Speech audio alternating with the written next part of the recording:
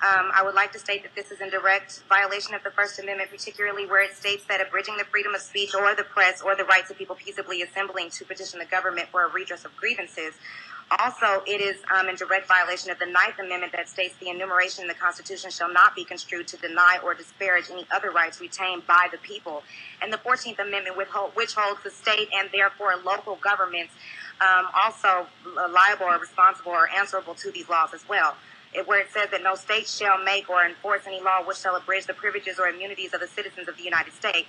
I would also like to talk about the 73,000 jobs that this one gentleman, I'm sorry I didn't know his name, said that was created at the Port of Oakland. I would also like to talk about the fact that the employer-employee relationships there are horrible with some of the drivers, that they should have the right to strike and have support for their movement by various other organizations that want to support them without the fear of oppression from our government, particularly in a very progressive, traditionally progressive city such as Oakland, where the general strike has been successful before in the past.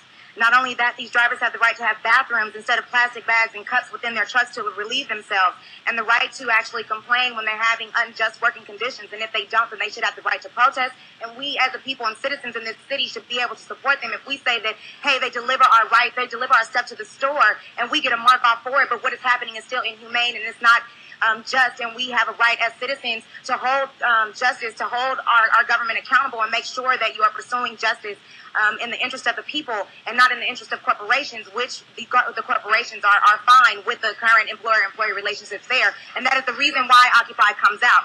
I'm going to go on to say that a lot of the times we don't know the conditions of the drivers. So when you have to wait all day for a quality truck and then a quality chassis, and then you're responsible for fuel and you're responsible for insurance, a lot of the times it's more than impossible for you to earn a livable wage with what they pay independent contractors. However, they statistically use the independent contractors to circumvent union wages, to circumvent the safe working environment and stuff that they would have to provide for union workers. So this is something that I'm asking you, please do not take this from the city of Oakland and from the people, because we deserve to have this right. It is written within our Constitution, and it is written within the Declaration of Independence. However, our federal government, with the passing or with the possible passing of the NDAA, is threatening to throw the Bill of Rights out of the window, and I'm asking the city of Oakland to please not support that movement.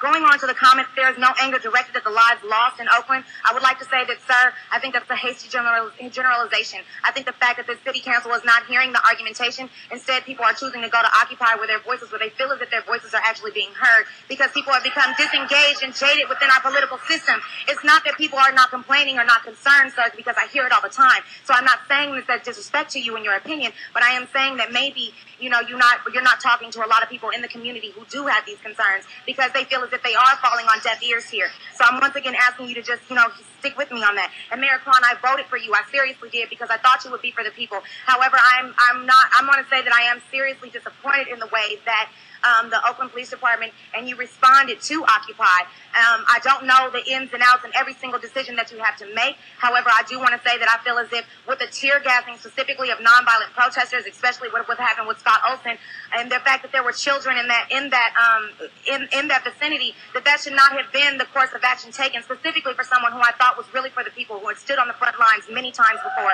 So, I'm not saying this to down anyone, because I'm very proud of my city and I'm an Oaklander to the heart. But I definitely want to make sure that this city can push forward, and we can't do that without the working class. We no longer know what the line is between lower and middle class in Oakland. We are working class, and so we have to support the people. And now it's like we go to Occupy, and I dress like this today because I'm a college student. I'm the top speaker in the open parliamentary debate for Northern California.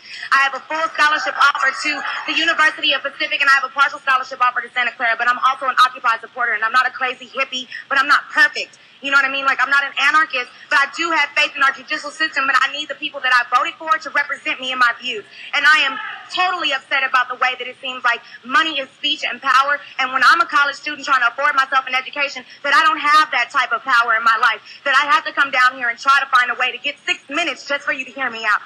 So this is why I'm saying that when we have issues like the militarization of our police department, instead of keeping our schools open, we need to reprioritize our views here, because what are we heading towards? Some idiocracy type of state of the world where we don't educate our children enough to where who's going to run for city council next? Like, who's going to be able to provide for us if we're not educating them? And I understand that they have separate budgets, and I'm going to try my best to get through this. I understand that they have separate budgets, but I'm saying if the city council can be resourceful enough to get the money required to get the police officers to control the Occupy encampment, that we should be resourceful enough to figure out a way to keep our schools open, to make sure we have quality textbooks, to make sure we can reinvest in our infrastructure, and that my car is not jacked up because of the potholes no matter how many taxes I pay. And the murder rate in Oakland does not go below 100 no matter how much money we throw at the police department. So we have to focus on social services next instead of the police department. And thank you for taking the time to listen to me. I appreciate that.